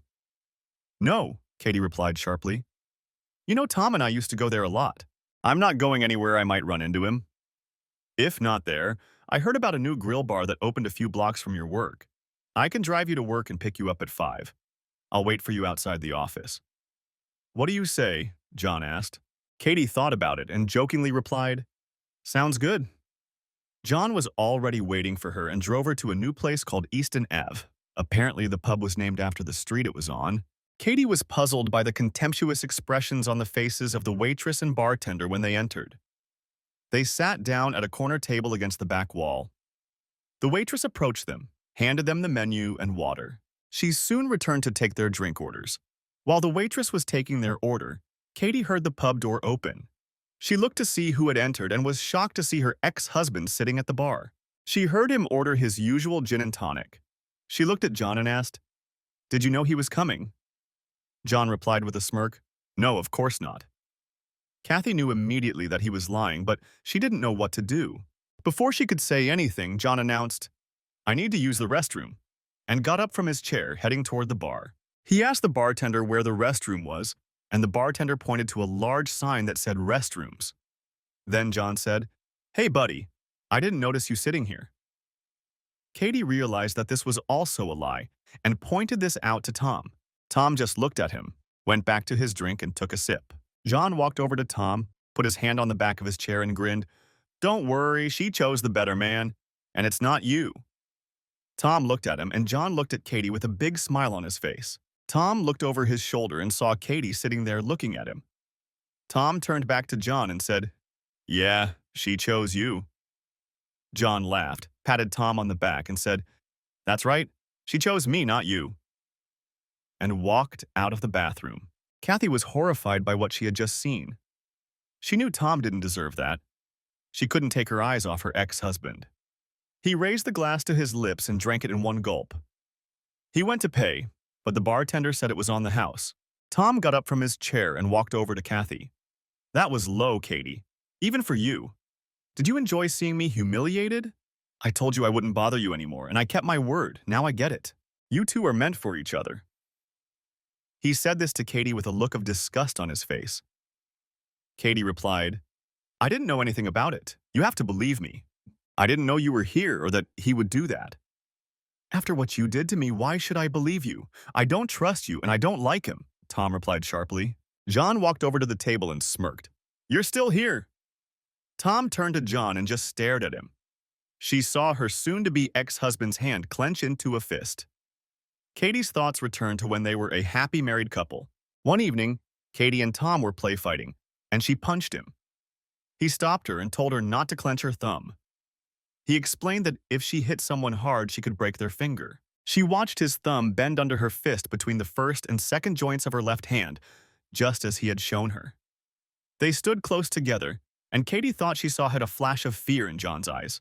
The waitress came over with a Coke for Katie and a beer for John and said, "This isn't the place for this, Tom." Without taking his eyes off John, he replied, "Amanda, you're probably right." Tom walked away from John without looking back until he was a safe distance away, then turned and left the pub. She didn't know it, but that night he left her life too. John followed Tom to the exit and watched him leave. Amanda put the drinks on the table and said contemptuously, "So you left Tom for this jerk? You know this is the third time he's done this to Tom?" She walked away, shaking her head. When John returned to the table, he was clearly upset. "What was he talking to you about?" he asked. Katie was furious, but before she could say anything to John, the man approached the table. "I don't know if you remember me, but I was at your wedding with Tom." Katie replied, "I'm sorry, I don't remember you." "I'm Tom's friend, Paul. I was there with my wife, Phyllis. I gave Tom something during dinner." Katie remembered. "He and two of Tom's other friends came over to us while we were eating fruit salad and put cherries in Tom's cup, saying that now at least he would have cherries for dinner." Everyone laughed at Tom. Kathy laughed. "I remember. Cherries. How are you, Paul?" "I'm fine, Kathy." Then he turned to John and said, "I own this place. Dinner is on me tonight. When you're done, I want you to leave immediately. None of you can come back." Katie blushed with embarrassment. John just laughed. Paul continued, looking straight at John. "I want to warn you. Tom won't do anything that could get me in trouble. However, if he sees you anywhere, run the other way. Next time, he won't be so kind." John grinned and replied, "I'm not afraid of a jerk like him." "Don't say I didn't warn you," Paul replied and started to walk away. But then he turned around, smiled, and said, "I hope I'll be around to see it." Katie ate silently. She was furious with John. She knew it was all a setup to humiliate Tom. The food was delicious, and she wanted to come back again. She remembered her conversation with Paul and his wife. She had liked them right away. She wanted to reconnect with them. After John's stunt, she realized that wasn't going to happen. Besides, he hadn't left a tip. That evening, Katie and John had their first serious argument. John was being himself. He was furious. He couldn't understand why she had taken the side of that weakling. John just wanted her ex-husband to know who Katie belonged to. He was standing up for himself. He told Tom to stay away, although he doubted he could keep him away if necessary. At that moment, Katie was sure John couldn't, unless Tom wanted to. With a feeling of sadness and relief, she realized he was no longer interested in her. The sadness came from the realization that a part of her life was finally over. Tears streamed from her eyes as she remembered. She felt the same pain he did. The memories were becoming very painful for her. She felt she had to keep unpacking the boxes until she reached the last red box. A week later, Katie was at work when she heard the agency door open. Katie looked up to see who had arrived and was horrified to see Tom's cousin Janice. The same woman she had told that she loved Tom and would never hurt him. Janice looked very professional. She was wearing a gray pinstriped suit, a blazer, and a white blouse. She approached Katie with an angry expression on her face. She was holding a briefcase in her left hand. "You don't know how to keep your promises, do you, Katie?" she hissed. "I'm sorry, Janice. I didn't mean for it to happen, but it did," Katie explained. Janice looked at the nameplate on the desk and picked it up. "Is this you? Are you still Katie Holden?" Katie replied, "Yes." "Good," Janice said, putting her briefcase on the table, pulling out a white folder and throwing it on the table. "You've been served," Janice said with obvious contempt. Then she took out a black box, threw it on the folder, and said loudly, "You're a stupid, fickle bitch. You hurt him. He's too good for you. You know that, Prouda? His heart is broken. Don't worry. He'll find someone else who will give him his heart back. I know that one day you'll drag your slutty ass back to him. Maybe he'll take you back. I hope he's already found someone else to take your place. By the way, Listen to this CD. I've been listening to it. It's beautiful. My cousin was always too good for you, Janice exclaimed. Janice turned to leave when Katie heard someone shout, "Wait!" She saw Grace stand up and walk over to Janice. Grace stood with her back to Katie and facing Janice. They talked for a few seconds and Janice nodded in agreement. Katie saw Grace hand Janice something. Janice looked at Katie and a smile appeared on her face. She turned back to Grace, smiled again, and nodded in agreement. Janice turned to leave, and Katie heard her laugh. Grace returned to her desk, and Katie thought she saw a smile on her face, too. Katie opened the box and took out the CD. This time there was no card, and only Rose and Lisa came over to listen to the CD. Lisa asked, "Do you want to listen to it now or wait until later in the car?" Katie replied, "Janice said it was beautiful. Why not listen to it now?" She put the CD in the player on the table, and a Garth Brooks song began to play. It was The Dance, and it was beautiful. When I think back on it, I remember our dance under the stars. For a moment, it seemed like everything in the world was right. How could I have known you'd ever say goodbye? Holding you, I held everything in my hands. Wasn't I a king for a moment? If only I had known how a king falls. Who knows, maybe I would have changed everything. And now I'm glad I didn't know how it would end, how it would be. I could have avoided the pain, but then I would have missed the dance. Rose and Lisa cried openly, although Katie didn't cry. There were many tearful eyes in the office. Most of the women loved Tom, and he said that all the pain was worth the time he spent with her. At the time, Katie didn't understand that. Now, Katie understood exactly what he was singing about in the song. It was painful, but the pain was worth what he got. So why couldn't she understand that when it was happening? Katie put the CD back in the box and hid it in the case. She would only see Tom one more time. After the divorce was finalized, she took the papers to her lawyer. Everything was divided in half except for his business. Tom didn't want to give her any part of his business, but she didn't care. She was going to be a doctor's wife. He could keep his business. She signed the papers. John and Katie got married a month after the 6-month waiting period expired. John's business was thriving. He hired 2 nurses, a secretary, and an accountant. Katie and John sold their apartment and bought a beautiful house in the same neighborhood as Tom's, on Kensington Street, just a few blocks away. As John's practice grew, he began working late into the evening. Katie was unhappy, but she understood that his patients came first. After all, as John had told her, "I took the Hippocratic Oath. I have to treat my patients. Besides," he smiled, "they pay the bills." On Friday evening, John's secretary called Katie to say that the doctor was running late and had to see a few more patients before leaving work. Katie was disappointed. That evening, she had made chicken cacciatore with spaghetti for John's dinner. She decided to be a good wife, like on TV, pack the dinner and take it to his office so he could have something nice to eat. When she pulled up to the office, she was surprised to see only 2 cars in the parking lot.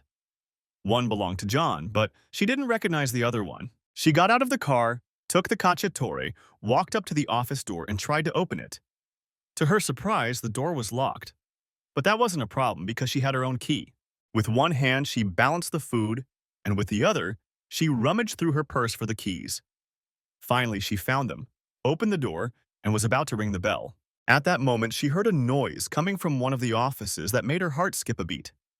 It wasn't the voice of a doctor talking to a patient, but the sounds of 2 people doing something. She turned the doorknob and opened the door. Katie couldn't believe what was happening in the room. An elderly woman with obviously bleached hair was lying on the examination table. John was having fun with her. Neither of them heard her come in. Katie screamed, "What's going on here?" With that, she threw the knife at the copulating couple. Food flew everywhere. Slamming the door, Katie ran out of the office, started her car, and began laughing at John and his new whore. Then, another thought occurred to her. Katie started the car and drove away. She didn't know what to do. She didn't want to go straight home. She called her friend Lisa on her cell phone. Lisa was with other girls who worked at an insurance company at a bachelorette party. Katie told her that she had a fight with John and needed someone to talk to. Lisa told her that Rose was alone and they were at a pub on Easton Avenue. Katie told Lisa that she couldn't get in. Katie suggested meeting up and talking outside the pub. The woman replied, "I'll come out to you." Katie said, "I'll be there in 20 minutes." Lisa warned, "One more thing you should know. Tom is here with a girl." Katie hesitated. "I don't care. I need to talk to you tonight." "Okay, Katie. We'll wait," Lisa replied. Katie thought about Tom. What she had seen was the same thing he had seen in his home on that terrible night. Now she knew firsthand the pain and humiliation he must have felt. She turned to her best friends for comfort and support. She realized that by betraying Tom, she had become his best friend. Who could he turn to for comfort and support? She knew the answer. No one. He would have to endure this pain alone. Katie opened the car door to let Lisa and Rose in. Katie was still sobbing quietly when they got into the car. Lisa immediately wanted to know what had happened. Katie could barely speak. When she calmed down, she told them what she had seen. "I saw a 40-year-old woman with bleached hair on the couch being serviced by my new husband," Katie growled. Neither Lisa nor Rose were surprised by Katie's revelation. Both girls thought John was a jerk. They were more surprised that Katie had taken so long to figure it out. They tried to support her, but didn't want to give her any reason to feel weak. Rosa told her, "You reap what you sow." I know," cried Katie. "I did the same thing. Don't think I didn't think about it. I feel betrayed and humiliated by what John did, by what he did to me. I never felt that way about Tom. Now I know the truth. Now I know pain, humiliation, betrayal. To lose what you thought was special. To realize that the person you love thinks so little of you. Now I know. Now I know." Lisa and Rosa looked at each other, and by silent agreement, stopped scolding Katie. She was doing just fine on her own. Rosa asked Katie, "What are you going to do now?" Katie replied, "I don't know. I'm so confused." But after a few minutes, she quickly made up her mind. "I'm going home to talk to John. What he did is unacceptable, and it has to stop," she said firmly. Lisa asked, "Do you want us to come with you?" Katie replied, "No, I have to do this myself." The girls got out of the car and watched Katie drive away. They returned to the pub and approached the bar where Tom was ordering drinks and saw them. A broad smile appeared on his face. "Rose, Lisa, it's so good to see you. How long has it been? Almost a year." He hugged each of them. Neither Rose nor Lisa smiled, and only hugged him slightly in return. Tom, realizing that their reaction was not very friendly, stepped back. "I'm sorry," he apologized. "I didn't know things were like this. I'll go." Tom stepped back, puzzled. It seemed to him that the last time they were together, he had left on a positive note. But then again, he thought, they were Katie's friends, so why shouldn't they be friendly to him? Lisa was the first to notice the sudden change in his behavior and exclaimed, "Tom, wait! It's not what you think. Please come back. We need to talk to you." Lisa and Rose wanted to take Tom aside and talk to him. But first he said he had to consult with his companion. He went over to her and spoke to her. She looked at Lisa and Rosa and said something briefly to him again. Finally, she smiled at him and nodded in agreement. Tom returned to Lisa and Rosa's table and sat down. "What does all this mean? Why are you treating me like this?" he asked, confused. He waited for their answer. Rosa replied, "It has nothing to do with you. We just received some bad news today." "Oh my God, I didn't think of that. Is there anything I can do to help?" Tom asked. Lisa replied, "I think so, but I don't think you'll want to." "What are you talking about?" Tom asked. Tom leaned forward, resting his hands on the table, and became completely absorbed in his work. Lisa said, "It's about Katie." Tom pushed away from the table and leaned back in his chair as if he had heard a snake hiss. His demeanor changed instantly. "What does she have to do with this?" Tom asked cautiously. "She just caught John with another woman," Lisa whispered. His face spoke for itself. At first it was completely impassive. Then a small smile appeared, followed by loud laughter. When he stopped laughing, he leaned forward, shook his head and said, "Karma, karma, bitch." Then he looked at the women and asked, still laughing, "Why are you telling me this? What does it have to do with me?" "Nothing," Rose replied. "We just wanted you to know why we're here today." Tom changed his attitude again. "I'm sorry, girls, I jumped to the wrong conclusion. I should have known better." "So where is she now?" he asked. Lisa replied, "She went home to talk to him." "That's definitely a bad idea. Jones is a coward, but if you provoke him, he won't hesitate to hurt a defenseless woman," Tom declared. Rose's eyes flashed with anger. If he's a coward, why didn't you protect her when you had the chance? She asked smugly. Tom sat back down, but this time without disgust. Finally, he leaned toward the girls again with a look of deep sadness on his face. I asked her if she loved him. She said she did. She told me she didn't love me anymore. What was there to fight for? If I beat him half to death, would she love me again? No, she would hate me. So what was the point? I was in a no-win situation. She wouldn't love me anyway, and I could end up in jail. Now, do you understand, Rose? Tom asked. Rose nodded, now embarrassed that she had even asked the question. Lisa asked, what are you going to do? Tom remained unperturbed. He said, me? I'm not going to do anything. She's not my problem anymore. You can't say that. You loved her, Lisa reminded him. That was a long time ago. People and things change, Tom replied. Rose spoke up. I know you, Tom. I've known you for 5 years. I've talked to Paul about you. Are you surprised? Don't be. People speak very highly of you here. I've heard stories about you from your friends at this bar. You have a lot of friends, don't you? Even when you had arguments with some of them. If they needed something, you still helped them. Katie was your best friend. Even when she hurt you badly, you didn't abandon her. Maybe it's your upbringing, maybe it's your military experience, but you never let people down. You won't change, Tom Holden. Not you, Rose replied. Rose didn't take her eyes off Tom as she spoke. Now he was looking at her too. Rose, this is a family matter. It's for the courts to decide. To be honest, I can't make the call. I think she got what she deserved. What goes around comes around, if you know what I mean. If she ever needs me, if I can help, you can count on me. What I told you both that day in the parking lot still stands. If anyone hurts her or tries to hurt her, I want you to let me know. This doesn't fall into that category. He hurt her, but no more than she hurt me. At the end of the day, ladies, I'm not going to get involved in your family feuds. Maybe they can work things out. Maybe she'll fight for this marriage, unlike how she did with me. Maybe he'll realize his mistake and never do it again.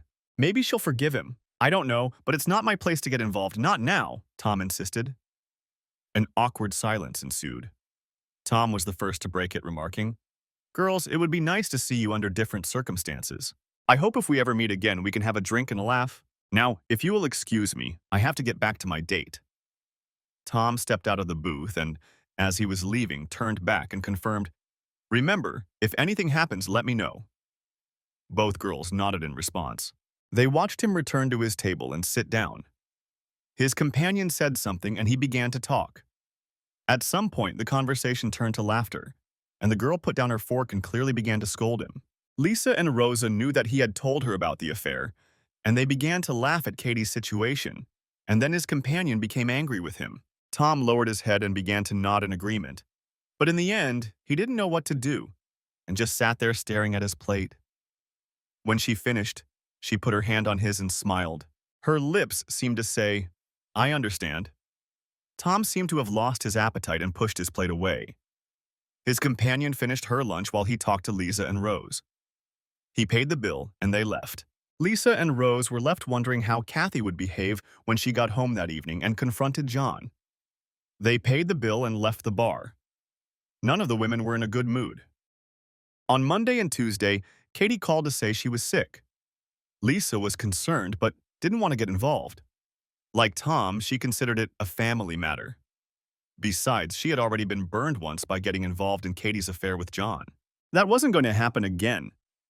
On Tuesday, she called John's office, but he was at work and the doctor was there.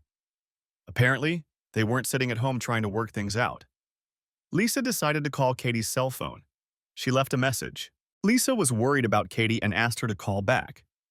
Katie didn't answer the phone. Lisa and Rosa decided to go to Katie's house if she didn't return to work on Wednesday. It was 9:05 a.m. and Lisa and Rosa were deciding what to do when they saw Katie's car pulling into the parking lot. With a sigh of relief, they went to their desks and got to work. When Katie walked through the door, the women were horrified.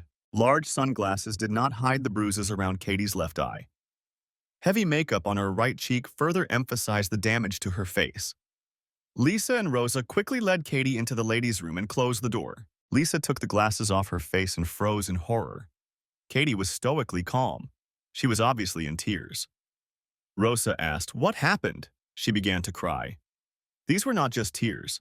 Finally, Katie stopped crying and told the women what had happened. When she came home, John was there. He immediately yelled at her, "Where were you? Who were you talking to? What were you thinking when you left us with this disgusting food?" She was an important client. Katie interrupted him. "So important that you had to entertain her on your examination table?" John was furious. He growled, "That's how it's going to be from now on. If I want to work late, you'll have to put up with it. If you don't like it, you can leave, if you dare." He puffed out his lips and asked, "Do you understand?" Katie was terrified. She backed away from him and nodded her head. "Good," he muttered. "Now go upstairs and clean yourself up." Katie went to the bathroom and splashed cold water on her face. The next morning, Katie woke up in the same clothes she had worn the night before. Katie went to the bathroom and was surprised to find that her entire face was swollen. She spent the whole day applying cold compresses to her face to reduce the swelling. John was nowhere to be found. Katie sighed with relief. She didn't want to see him anyway. John didn't come home until Sunday. He didn't say a word about where he had been, and she didn't ask. In the evening, John wanted to go out. Katie refused. He left again. On Monday, he came home to take a shower and change, then left for work. The girls listened in silence, at first in shock at her story, then in anger at John's insensitivity. Lisa suggested to Katie, "Go to the police and file a report for attempted assault." "No," Katie cried. "I want this marriage to work. I want everything to be okay. I've already ruined one marriage." The women exploded. "He did something disgusting to you. Do you think this is the last time?" Rosa shouted. "I know," replied Katie, "but I can't give up so quickly." Lisa got angry. "I don't know what to do. I give up." And she left. Rosa left too, but only after quickly taking a photo of everything on her cell phone. She knew exactly what she was going to do. Rose left work half an hour early. She drove straight to Tom's shop. She parked her car at one of the open stalls and walked to the shop door. Tom was working on a 1964 Jaguar XKE when he looked up and saw Rose pulling into the parking lot in front of stall num 2. He grabbed a rag to wipe his hands and smiled when Rose got out of the car. Rose didn't notice him at first because he was standing in the shadow of the shop at that time of day. When he stepped out of the shadows, she looked up at the handsome man walking toward her. She had always been impressed by his physique. As Tom walked confidently toward her with a broad smile on his face, Rose thought that Kathy was crazy to have turned him down. "Good to see you, Rose. Is there something wrong with your car?" he asked. "No, nothing like that. I need to talk to you in private if you don't mind." He looked at her in confusion for a second, then said, "Sure, come into the office." Rose followed him, and he sat down at a small, cluttered desk and motioned for her to sit in the chair across from him. They sat in silence for a while, waiting for her to start the conversation. Rose didn't know where to begin, and finally blurted out, "Katie's having problems with John." The neutral expression on his face changed to anger, then contempt. "Any problems in her relationship with that jerk are no longer my problem, and thank God for that." He couldn't finish the sentence. Even if he thought she was a slut, he couldn't talk about Katie like that. Tired, Tom began, "Rose, I just don't care if they have problems. What does that have to do with me? Remember when you met us after work? When you gave her the box of Beatles songs?" "Yes, I remember. It didn't work out, did it?" "It didn't work out. That bitch didn't even call. She broke my heart. And now what? I'm supposed to care about what happens to her?" "She didn't care about me, did she?" Tom shouted. Rose was stunned by his outburst. Maybe she was wrong. Maybe he thought she deserved to be treated that way by her lover. If the love he felt for her had turned to hate, would he even care about her? She said firmly, "It's not just that." She took out her phone and scrolled to the photo she had taken that morning. She held the phone out to him. She tried to read his face, but there was no emotion there. Not the slightest hint of what was going on behind the mask on his face. "When did you take this?" he asked. "This morning," Rose replied. He looked at the photo for a few more seconds and handed it back to Rose. "That's too bad. What do you want from me?" he asked. Rose was shocked by his indifference. "You're not going to do anything. What about what you said to Lisa and me? You said you'd warn her if anyone tried to hurt her. She's already been hurt." "Was what you told us just a lie?" she shouted. "Call the police, Rose. This sounds like assault and battery." Rose was furious. "That's it. That's all you can say. Tom replied. What do you want me to say? Do you expect me to defend her honor? She has no honor. She had an affair. She broke her vows. She didn't care about me. She didn't care about my pain. Give me one reason why I should care about her pain. Give me one good reason, Rose. Give me one reason, Tom begged. She looked into his eyes. She saw the pain there. Because you love her, I can see it in your face. Isn't that a good reason? Rose said. I'm sorry, Rose, but you're wrong. I loved her once, but not anymore. What I feel for her is definitely not love. It's not love anymore. Tell her to call the police. I don't want to get involved, Tom said firmly. Rose looked at him long and hard, then finally shook her head. As she left the office, she turned and said to him, You surprised me today. I thought better of you. I never thought you'd let a man treat your wife like that. He stood up abruptly. For the first time that day, she saw a flash of anger in his eyes. That's the point. She's not my wife. If she were my wife, I'd die before I'd let some bastard touch her. She chose that bastard over me. I was her husband, and yet she chose him. I guess she wanted a different life, to be a doctor's wife instead of a mechanic's. She got herself into this mess, now she can get out of it. Tom growled painfully. Rose replied, I'm so sorry, Tom. I didn't realize how you felt. I don't blame you. She must have hurt you a lot. Rose showed sympathy. Tell her to go to the police, Rose. Tell her to get a divorce. She already knows how to do it. I'm sorry I disappointed you today, Rose, but I just can't, he replied. Rose walked through the doorway and out of the store. Tom followed her. He stood in the middle of the parking lot and watched her go. Opening the car door, Rose apologized to him and said sadly, I'm sorry I bothered you today. I hope I didn't ruin your evening. He didn't answer. Before starting the car, Rose looked through the windshield at his face. His expression was difficult to read. Pain, anger, contempt, hatred. Rose couldn't tell what it was. Perhaps it was a mixture of all those emotions. Whatever his emotions were, he had decided not to help. Rose started the car and drove away. Katie, you ruined everything, she thought as she drove away from the house. Today she had failed, even though she had been so sure that Tom would help her. As she drove away, Rose didn't know how to help her. Katie came to work on Thursday and Friday. She was becoming increasingly irritable. On Monday morning, Katie was a different person. Everyone noticed and felt it when she walked into the office. She greeted everyone and even smiled. Katie hadn't done that in a long time.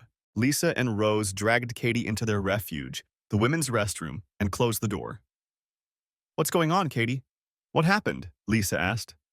On Friday night, John was attacked near his office. The person who did it made him promise to apologize to me.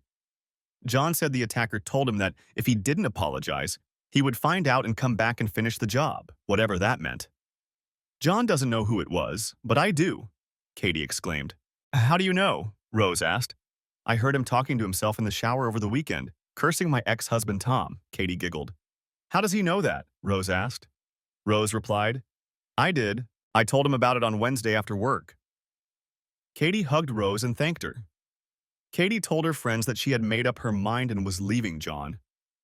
Tomorrow, she would go to a lawyer to get a divorce. Katie thanked Rose again for her help. Rose replied, Don't thank me. I didn't beat up your husband.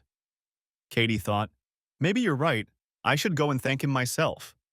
I don't know, Katie. He doesn't love you very much right now. You didn't hear how he talked about you when I came to see him, Rose warned. I know, Rose.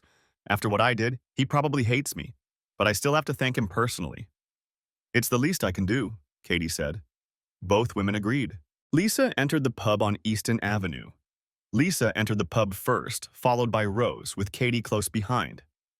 They sat down at a table a few feet from the bar. Nam was sitting at the bar, lost in thought, sipping his second gin and tonic. He didn't notice them come in. Lisa gestured for Katie to come over. Nervous, Katie flinched slightly and approached her ex-husband. She sat down in the empty seat next to him and saw his bandaged and swollen right hand. His left hand was scratched, but not so badly that he couldn't lift his glass.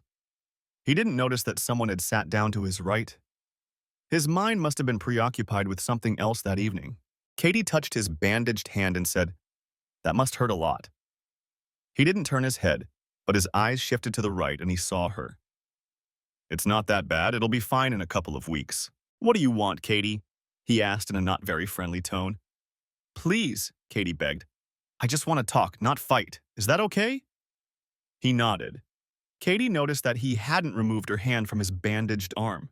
He hadn't removed it because he still craved her touch despite the pain. Katie began, I want to thank you for what you did on Friday. I know it was you. After everything I did, you still helped me when I needed help. I felt like I had to come and thank you in person. I owe you.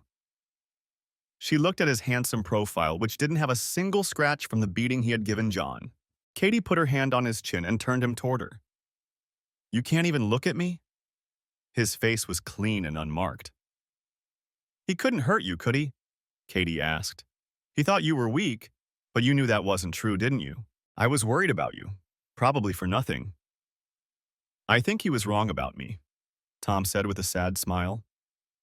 Tom took his head out of her hands, turned away, brought the glass to his lips, and took a sip of the clear liquid. I'm leaving him, Tom, Katie confessed. I'm moving in with Lisa until I find a place of my own. I'm going to divorce John. I want to see you again if you'll let me. I realize I acted foolishly. I finally realized who my true lover is, and it's you. I desperately want to have what we had back. I want you to come back if you'll let me. He finally turned to Katie and pulled his bandaged arm out from under hers. You wanted to thank me, he replied angrily. No need. Were you worried? Hardly. Were you worried that morning when you left me alone in the house to go on a date with that jerk? Did you care that I was hurting? That I was suffering? No. All you cared about was yourself. Why do you care now? You got what you wanted. But I understand. Why would you want a regular mechanic when you can be a doctor's wife? Am I right? You all used me, didn't you? You got what you wanted from me. And what did I get? More pain. My hands hurt terribly. My girlfriend got so angry that she dumped me for helping you. I could still go to jail for what I did. Tomorrow, you'll have another long-lost lover in your bed to keep you company.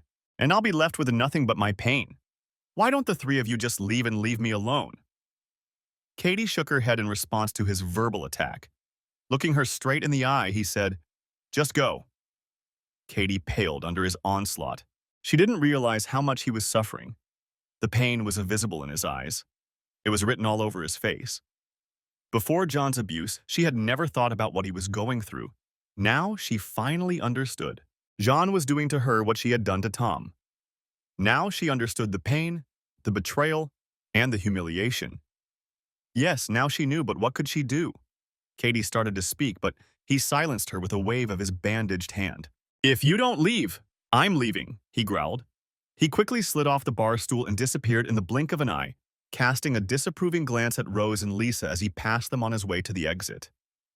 Katie was clearly shaken. She looked at the women with a puzzled expression on her face. Go after him, Katie, Lisa urged. The women ran out of the bar and watched Tom drive away in his pickup truck.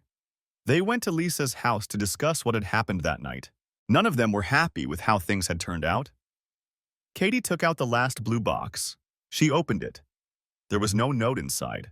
She put the CD in this player and listened as Randy Travis began to sing I Told You So. As she listened to the song, she remembered. It was Wednesday evening. Lisa and Katie went to the mailbox to get the mail. One of the letters contained a small package addressed to Katie. From the handwriting, Katie immediately knew what it was and who it was from, even though there was no return address. Katie tore open the brown wrapping paper and found another blue box. No one spoke on the way to Lisa's apartment. Each woman was lost in her own thoughts, wondering what was in the box. When they entered the apartment, Lisa asked, Katie, will you listen to the CD? Katie nodded. Yes.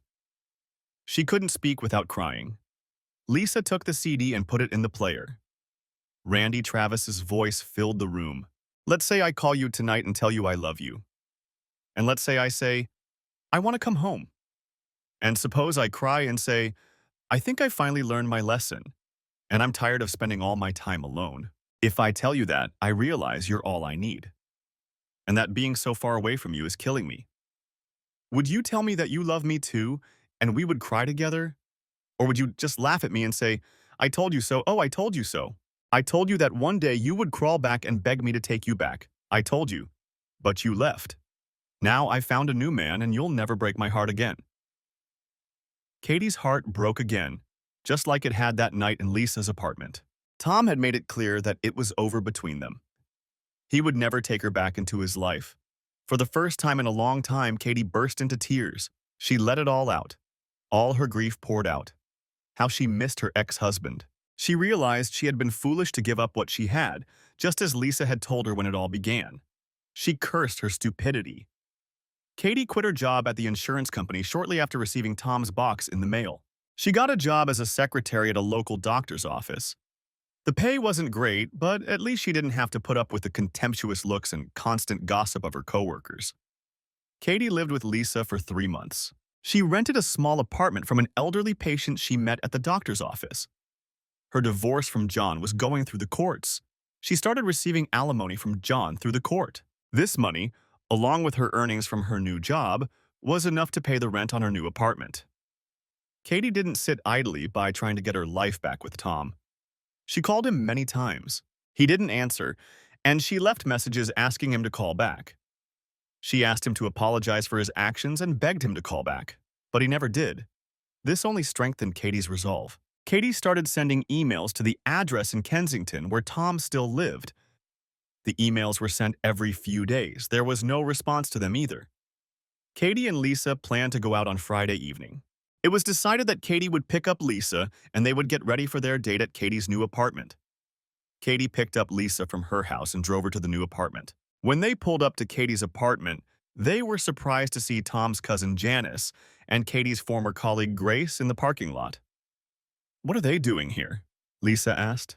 "I have no idea, but I don't like seeing Janice again. And what is Grace doing here with her?" Katie was puzzled. Lisa guessed why they were there. She was hiding something from Katie. The girls got out of the car and cautiously approached Janice and Grace. Janice waited for Katie and Lisa to approach them before speaking. "Hi, Katie." Janice opened the door. "Grace and I would like to talk to you about something that concerns all of us. Would you mind if we came in and talked in private?" Katie was on guard. She remembered the last time she had talked to Janice. She didn't want a repeat of that argument. "What are you talking about, Janice? I don't need any problems," Katie replied. "Why don't you just leave her alone? Why dig up old wounds?" Lisa pleaded. Grace looked sympathetically at Lisa and Katie before answering. "I would leave her alone, Lisa, but I think Katie should know about this. Please, Katie, let's go inside and talk in private," Grace asked. Embarrassed, Katie looked at Lisa for guidance. Lisa nodded to Katie as if to say, "Let's go inside and talk." Stunned, Katie replied, "Let's go inside." Entering Katie's small house, the girls made small talk, complimenting Katie's decorations. Sitting down at the kitchen table, Grace finally decided to ask why she and Janice had come there. Grace began, "Katie, I have something to tell you, and it's not what you want to hear. I know you've been sending letters and emails to Tom. I know about the phone calls too. What business is it of yours if I try to communicate with him? We still live in a free country. If I want to call him, I'll call him. He never asked me not to. If he had, I would have stopped. He wants you to stop. He's too polite to tell you that. He's afraid you won't take it well," Grace told Katie. "Katie," Janice interrupted, "please listen to us. We don't want to complicate your life. We know you don't know about this. Tom and Grace are getting married next Saturday." Katie was in shock. Janice could see the tears welling up in her eyes. She wanted to say something but couldn't. "Katie, please don't call, write, or send letters to Tom. I'm a jealous woman, and I wouldn't want another woman trying to contact my new husband. I'm sorry you never got to know the true meaning of the gift. I'm lucky. I understood what it meant when I first heard the song When I Fall in Love on your CD player that day at the office," Grace added. Janice took a thin red box out of her bag and handed it to Katie. There was no anger in Janice's voice when she said to Katie, "Listen to the CD in this box. I'm so sorry it turned out this way. We want you to know that we didn't come here to hurt you, but you needed to know." Katie turned to Lisa as Janice and Grace left the apartment and asked, "Did you know about this?" "Yes," Lisa replied guiltily. "I didn't know how to tell you. Grace told us a few weeks ago. I knew you were trying to get Tom back. I knew it would hurt. I couldn't tell you. I knew it would hurt you too much." Kathy put the CD in the player. Kathy took another sip of wine and looked at her watch. It was 2:30 p.m. Only an hour and a half had passed since she remembered the trip with her ex-husband. She looked at the red box at the end of the row of boxes. She picked up the box, took out the CD, and put it in the player, just as she had done a week ago. The Shirelles began singing their 1961 hit, "Foolish Little Girl." You broke his heart and made him cry. And since then, he's been gay. Now he's found a new girl. And you want him back? Foolish little girl, fickle little girl, you didn't want him when he wanted you. He's found another love, he dreams of her. And there's nothing you can do about it. Katie realized that Janice was right. There was nothing she could do about the mess she had made of her life. She had to stop trying to get back what she had lost. Of course, it was her fault. She knew that Tom and Grace were probably returning from the altar as a married couple. Or maybe they were standing in line at the reception, greeting guests. Whatever they were doing, they weren't thinking about her or missing her. Thinking about it, she finally understood what the gift was. It was the very thing she had so carelessly thrown away. And Grace had understood that when she first heard "When I Fall in Love" that day at the office. Grace was annoyed that she hadn't figured it out sooner. Now, finally, she understood. It was the most special gift she had been waiting for. That gift was his love. The end. Thank you for watching. I hope you enjoyed it. Subscribe to my channel and stay tuned for new videos.